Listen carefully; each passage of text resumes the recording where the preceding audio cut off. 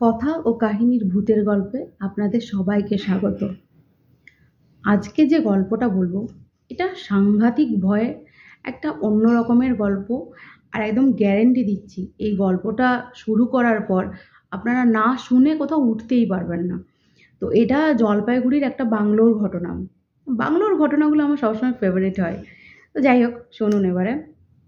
ও সিদ্ধার্থ বাবু বলে একজন ভদ্রলোক, উনি ব্যাংকে সার্ভিস করতেন। তো উনি অনেক বছর ধরে ব্যাংকে সার্ভিস করছেন। তো হয় না, মানুষের একবার কর হয় যে আরে মানে একটা একঘেয়ে জীবন হয়ে গেছে এখন সবাইকারই।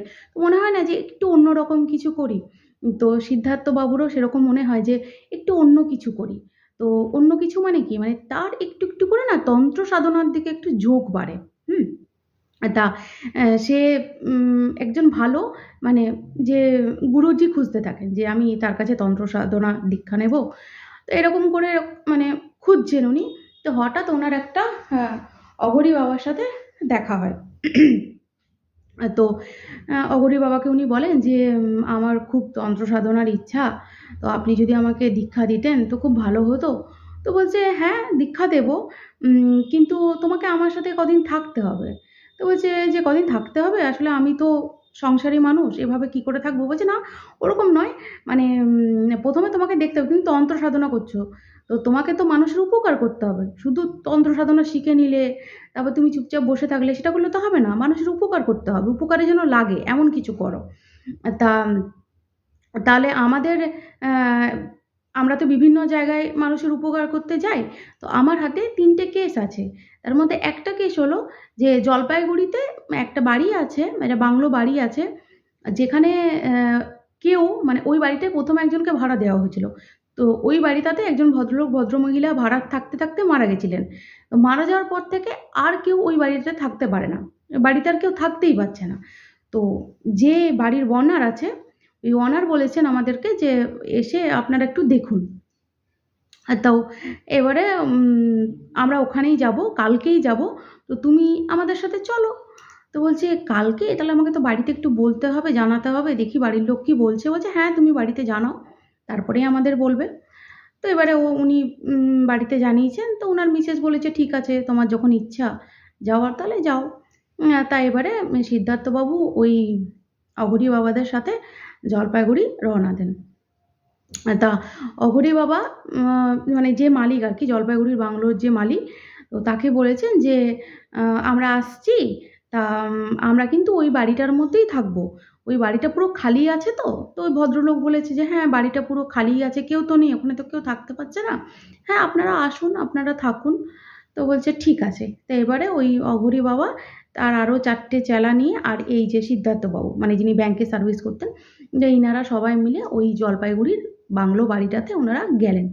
গিয়ে ওনারা দেখছেন যে অলরেডি একটা গাড়ি ওখানে দাঁড়িয়ে আছে আর ৪-৫ টা ছেলে ওখানে আছে। তা এবারে ওই অঘরী বাবা যিনি তিনি তো খুব রেগে গেলেন। কি ব্যাপার? আমরা বলেছিলাম যে ঘর যেন একদম পুরো ফাঁকা থাকে। হুম? তা এখানে ৪-৫ টা ছেলে কোথা থেকে এলো? তো এবারে উনি ওই যে বাড়ির মালিক তাকে ফোন করেছেন যে "কি ব্যাপার? আমি তো বলেছিলাম ঘর খালি রাখতে। কেন এখানে এতগুলো ছেলে?" বলছে, "আর বলবেন না। আমার মানে উনার ছেলে মানে জলপাইগুড়ির বাংলোর যে মালিক, উনার ছেলে আমেরিকাতে থাকে। হ্যাঁ? তো উনার মানে ওই ভদ্রলোকের ৩-৪ টে বন্ধুকে নিয়ে উনি এসেছেন। এই কারণে এসেছেন যে উনিও তো ওখানে গিয়ে আমেরিকাতে গিয়ে গল্প-টল্প করেছেন যে, আমার বাবার একটা বাড়ি আছে, সেখানে কেউ থাকতে পারে না। ওখানে ভূত আছে। তো ওরা কি হয়েছে ঘোস্ট হান্টার আছে না? তো ওদেরকে নিয়ে এসছে। হুম? মানে ওর কজন বন্ধু ওরকম মানে ভূত ধরে। তো ওরা কি হয় মানে এখানে যেমন তন্ত্র সাধনার নানা রকম ব্যাপার আছে, ওখানে আবার কি আছে কিছু গ্যাজেট আছে। তো ওই গ্যাজেটের মাধ্যমে ওরা মানে ধরে আরকি, ভূত ধরে যে কোথায় আছে, কোথায় নেগেটিভ এনার্জি গুলো আছে এগুলো বোঝা যায়। তো তাদেরকে ও নিয়ে এসছে। হ্যাঁ? তো এবারে আমিও ব্যাপারটা জানতাম না। হঠাৎ করেই চলে এসেছে। কি করব বলুন? তো ওরা থাকুক না, ওদের মতো থাকুক। আপনারা কাজটা করুন। বলছে, "আপনি বুঝতে পারছেন না। আসলে এইসব কাজগুলো না একটু নির্জনে করা হয় তো। ঠিক আছে, কি করা যাবে? এখন আমরা কাজটা করতে এসেছি, করব তাহলে।" তাই এরপরে ওরা ঘরের ভেতর ঢুকেছেন। বাংলোটার ভিতর ঢুকেছেন। তা ঢুকে দেখছে যে পুরো মানে প্রত্যেকটা রুমগুলোতে না একটা করে মানে কেমন মানে সেই সধে সধে গেছে, মানে একদম পুরো সন্ধে গেছে একদম, মানে ছাপ ছাপ ছাপ ছাপ একটা ভ্যাপসা একটা একটা বাজে গন্ধ। হ্যাঁ, পুরো একদম চারদিকে ছোপ ছোপ ছোপ ছোপ ছোপ ছোপ, মানে কোনো একটা জায়গায় ভিজা হলে কেমন হয় ওই রকম হয়ে গেছে। তা আবার দেখছে মানে বাথরুমে যখন ঢুকেছে, বাথরুমটার ভিতরে সেখানটায় দেখছি কিরকম কালো কালো, মানে এরকম আঁচড়ের দাগ, এরকম নখের আঁচড়ের দাগ। তা যে অঘরী বাবা সে তো বুঝেই গেছে যে হ্যাঁ এখানে একদম 200% মানে ভূত আছেই, একদম আছেই এখানে। তা এবারে ওই ছেলেগুলো তখন না হাসছে, মানে যারা ওই গ্যাজেট ট্যাজেট নিয়ে এসছে আর কি, তা ওরা হাসছে মানে ওই অঘরী বাবাকে দেখে। তো বলছে, ও আপনারা ভূত ধরতে এসছেন? তাই অঘরী বাবা তো খুব রেগে যাচ্ছে, বলছে হ্যাঁ তোমরা দুদিনের ছোকরা খুব বেড়ে গেছো। হ্যাঁ ভূত ধরতে এসছি, তোমরা কি করতে এসছো এখানে? এইসব ব্যাপার নিয়ে বেশি ঝামেলা করো না। তো তখন না একটা ছেলে বলছে কি যে মানে ওরা খুব ইয়ার্কি মারছে, মানে ওরা ওখানে এসছে গ্যাজেট নিয়ে ঠিক কথা, কিন্তু ওরা মানে ওরা বলছে এখানে কিছুই নেই, মানে এইসব ফালতু আর কি, এইসব ভূত ফুত বলে কিছু হয়ই না। কোথায়, এই তো গ্যাজেট চালু করছি, কোথায় কোথায় নেগেটিভ কিছু, কিছুই নেই, এরকম করছে। তো এবারে ওদের কাছে না ড্রিঙ্কের বোতল ছিল, তো ওরা ওগুলো খাচ্ছে আর বলছে এই ভূত আয় আমার কাছে দেখি তোর কত ক্ষমতা। এই করে না একজন এরকম করতে করতে একটা ছেলে কি করে একটা চেয়ারটাকে জোরে লাথ মেরে দিয়েছে, নে ভূত এই চেয়ারটা আমি তোর দিকে ছুড়ে দিলাম, এরকম করে একটা লাথ মেরে দিয়েছে। তা তখন অঘরী বাবা বলছে যে তোমরা এগুলো ঠিক করছো না, এগুলো ভুল করছো, মানে এইসব জিনিসকে কখনো এভাবে চ্যালেঞ্জ করতে নেই। হ্যাঁ, তো তোমরা এসছো ঠিক আছে, তোমরা তোমাদের মতো কাজ করো আর আমাদেরকে আমাদের কাজ করতে যাও। এই বলে অঘরী বাবা না একটা রুমে চলে গেল। আর ওই যে ছেলেটা, এরা এরা চারজন একটা রুমের মধ্যে আছে। তা এরপরে আম, ফোন করেছে ওই মানে অঘরী বাবা ওই জলপাইগুড়ির যে মানে যে মালিক আর কি, বাংলোটার মালিক, তো তাকে ফোন করেছে, বলছে দেখুন আজকের দিনটা তো একদম পুরো আমরা আমরা মানে শুরু করে দিই কাজ, মানে নইলে আজকের দিনটা তো পুরো ফালতু হয়ে যাবে। হুম তো বলছে তা কাজটা শুরু করতে গেলে আপনাকে তো আসতে হবে, কারণ বাড়িটা যেহেতু আপনার, আপনাকে আসতে হবে। তা বলছে ঠিক আছে তাহলে আমি যাব। তা এবারে রাত্রিবেলা মানে কাজ শুরু করবে, তো কাজের জন্য ওই যে মানে যে ব্যাংকে সার্ভিস করেন ভদ্রলোক, তাকেও কিছু অঘরী বাবা কাজ দিয়েছে যে তুমি এই সব জিনিসগুলো আনো। আর এরাও যে সাঙ্গপাঙ্গগুলো আছে তারা ওই হোমকুণ্ড তৈরি করছে, তারপরে যন্ত্র তৈরি করা, এইসব নানা রকম যে কাজগুলো ওরা করছে। আর এইদিকে যে মালিক আর মালিকের মানে মালিকের ছেলের যে চারটে বন্ধু, ওরা কি করছে ওখানে তো হই হুল্লোড়, ওরা তো ফুর্তি করেই যাচ্ছে একদম, একদম পুরো ড্রাঙ্ক ট্রাঙ্ক হয়ে ওরা একদম যাচ্ছে তাই অবস্থা ওদের। তো ওরা ওরকম মানে একদম নিজের তালে আছে, কেউ গান করছে কেউ নাচ করছে, এরা কিন্তু এদিকে রেডি হচ্ছে, রেডি করছে সব কিছু। তা ঠিক মানে 12টা 1টা পর্যন্ত কিন্তু কিচ্ছু হয়নি, ঠিক আছে। তারপর থেকে শুরু হলো কেমন শুরু হলো না, ওই যে ছেলেটা যে চেয়ারটাকে একদম জোরে লাথি মেরে দিয়েছে, সেই ছেলেটা কি হলো হঠাৎ করে মানে দাঁড়িয়ে থাকতে থাকতে নাচ করতে করতে দাম করে পড়ে গেল। তা পড়ে গিয়ে ও একদম পুরো পড়ে গিয়ে পুরো সেন্সলেস। এবার ওকে জল টল মুখে টুকে দিচ্ছে। হ্যাঁ, অঘরী বাবা তো তখন হাসছে, অঘরী বাবা বলছে এই তো মানে শুরু হয়ে গেছে, হ্যাঁ তাণ্ডব লীলা শুরু হয়ে গেছে। তা ওকে জল টল দিচ্ছে মুখে ইয়ে করে, তার তো মানে আর মানে সে বেহুশ, তার আর কোনো মানে হুঁশ নেই। ও তাকে ঘরের একটা পাশে শুইয়ে দিয়েছে। তা এবারে এরা তো এদের কাজ করে যাচ্ছে, হোমকুণ্ড এগুলো তৈরি করছে। এরপরে কি হয়েছে, তো এরা ভাবছে কি যে ও ড্রিঙ্ক ট্রিঙ্ক করেছে তাই হয়তো অজ্ঞান হয়ে গেছে, ওরা কিন্তু তখন অতটা ভাবেনি যে এগুলো যে ভূতের করছে, এগুলো ওরা তখন মানে ওরা বিশ্বাসই করে না ভূত বলে কিছু আছে। তো যাই হোক, এবারে কি হলো, হঠাৎ করে যে চেয়ারটাকে লাথি মেরে ছুঁড়ে দিয়েছিল না, সেই চেয়ারটা একদম দাম করে এসে মালিকের ছেলের গায়ে পড়লো। এবারে মালিকের ছেলে চমকে গেছে, এবারে ওরা বলছে মানে ভয়টা পেয়েছে।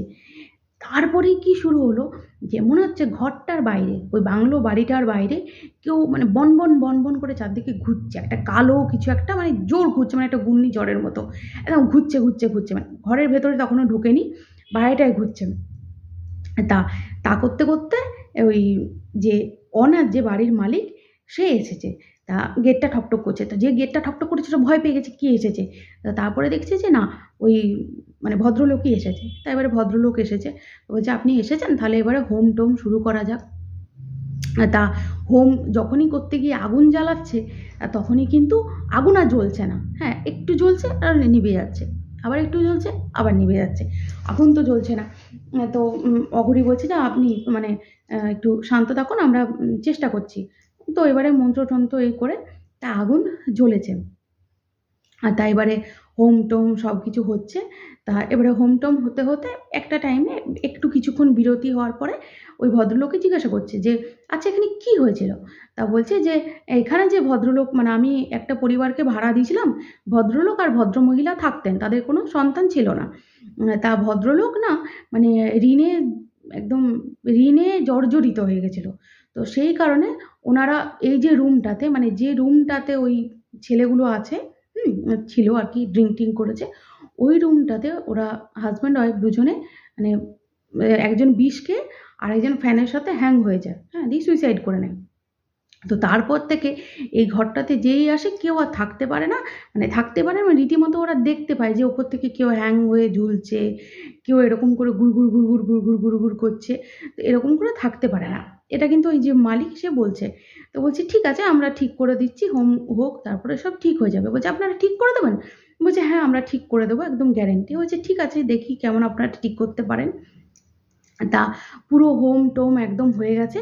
হোম টোম মানে পুরো কমপ্লিট হয়নি, মোটামুটি মানে হোমের কাজটা হয়েছে, তারপরে যে কিছু কাজ থাকে সেগুলো হচ্ছে। তো সেটা করতে করতে অঘরি বাবারই একটা চেলা হঠাৎ করে মানে তার কাঁপুনি দিয়ে জ্বর চলে এসছে, সে আর বসে থাকতে পারছে না। তো তখন বলছে যে এরকম করে হোমটা ছেড়ে যাবে, তা ঠিক আছে কি আর করা যাবে, ওর যখন জ্বর এসছে ওকে সরিয়ে দে, শুইয়ে দে। তো ওই যে চেলাটাকে ওকে নিয়ে গিয়ে একটা সাইডে শোয়ালো। শোয়াবার পরে অঘরি বাবার বাকি যে লোকগুলো ছিল সে বাকি কাজগুলো করছে, আর যে ব্যাংকে যে সার্ভিস করেন ভদ্রলোক যে তন্ত্র সাধনা শিখতে গেছেন তিনি চুপচাপ আছেন, তিনি খালি দেখছেন। তা এবারে দেখছে যে মানে প্রায় ভোর হয়ে এসছে আর কাজটাও মোটামুটি মিটে গেছে। তা তখন এই ভদ্রলোক বলছেন যে এই যে মানে যে ওনার আর কি, তা বলছে ঠিক আছে তাহলে তো কাজ তো মোটামুটি হয়ে গেল, তাহলে আমরা চলে যাই। বলছে হ্যাঁ তাহলে চলে যান। বলছে ঠিক আছে তাহলে আমি আমার ছেলেকে নিয়ে আর ওই বন্ধুগুলোকে নিয়ে চলে যাই। তো বলছে ঠিক আছে। তা যে ছেলেটা অজ্ঞান হয়ে গেছিলো তাকে নিয়ে আর ওর ছেলেকে নিয়ে মানে আর যে ৩ জন বন্ধু ছিল, টোটাল ৪ জন বন্ধু আর ওর ছেলেকে নিয়ে ওই যে মালিক তিনি নিজের গাড়িতে করে চলে যান আর কি। তা এরপরে অঘরি বাবার মানে ওরা চলে যায় এবং অঘরি বাবার ফোনে তারপরে ফোন আসছে। তা ফোন এসে দেখছে মালিকের ফোন। তো বলছে কী ব্যাপার মালিক এইমাত্র গেল আবার ফোন করছে। তা ফোন করে বলছে কি যে বাবা কিছু মনে করবেন না, আসলে আমার গাড়িটা না রাস্তায় খারাপ হয়ে গেছিলো, তা আমি এধার ওধার করেও কোনো কিছু করতে পারিনি, এতক্ষণে আমার গাড়িটা ঠিক হলো, তা এখন আমি যাচ্ছি। বলছে তাহলে সারা রাত আমরা কার সাথে করলাম, এত হোম যজ্ঞ কার সাথে করলাম, আপনি ছিলেন না? বলছে না আমি তো ছিলাম না। এবারে বলছে আরে আপনার ছেলেকে তো নিয়ে চলে গেল, তার বন্ধুগুলোকেও তো নিয়ে চলে গেল। এবারে মানে চিন্তা করো কোন লেভেলের ভয়ঙ্কর একটা ব্যাপার। হ্যাঁ, তো এবারে ওরা তাড়াতাড়ি সব বেরিয়ে ওর যে ভদ্রলোক আর কি ওনার যে মানে আসল মালিক যে, তা সেও গাড়ি করে এসে খোঁজ খোঁজ খোঁজ দিয়ে দেখছে কি যে মানে জলপাইগুড়ি কি হয় একটু তো পাথরের রাস্তা, একটু তো মানে পাহাড় টাহাড় তো আছেই। তো একটা খাদের একটা সাইডে ওই 4টে ছেলে মরে পড়ে আছে, আর মানে 4টে বন্ধু মরে পড়ে আছে, আর ওই ছেলেটাকে খুঁজে পাচ্ছে না মানে অনার। এবারে তো মানে সে কান্নাকাটি, এবারে খুঁজতে খুঁজতে খুঁজতে খুঁজতে খুঁজতে খুঁজতে দেখছে যে ওর ছেলেটা রোডে পড়ে আছে, একটা ট্রাকে ছেলেটাকে পিষে দিয়ে চলে গেছে। তো মানে অঘরি বাবাও হাঁ হয়ে গেছে, মানে আমার এতদিনের সাধনা, আমার এত কিছু মানে এটা কি হয়ে গেল। হ্যাঁ আমি বুঝতেই পারলাম না, আমি এত সাধনা করি, আমি এত তন্ত্রণী করি, আমি বুঝতেই পারলাম না সারা রাত একটা ভূত আমার সাথে এসে হোমযজ্ঞ করলো। আর এরা তো মাথা চাপড়াচ্ছে, যে মালিক সে তো মাথা চাপড়াচ্ছে। তারপরে তার বন্ধুর বাড়িতে ফোন করা হলো, বন্ধুগুলো যে তারাও মরে পড়ে আছে, তাদেরও এক এক করে সবাই এলো। এবারে সবাই তো সব নিয়ে চলে গেল, লাশ টাশগুলোকে নিয়ে। এরা তো সব মাথা চাপড়াচ্ছে, অঘরি বাবা তো হাঁ হাঁ হয়ে গেছে পুরো। আর যে ব্যাংকের ম্যানেজার সে বলছে আমার ঘাট হয়েছে তন্ত্র সাধনা শেখা, আর নয়। তো এই যে ব্যাংকার ভদ্রলোক তিনিই গল্পটা করেছেন। যাই হোক, এই ছিল আজকের গল্প। কেমন লাগলো বলবেন। সবাই ভালো থাকবেন, সুস্থ থাকবেন।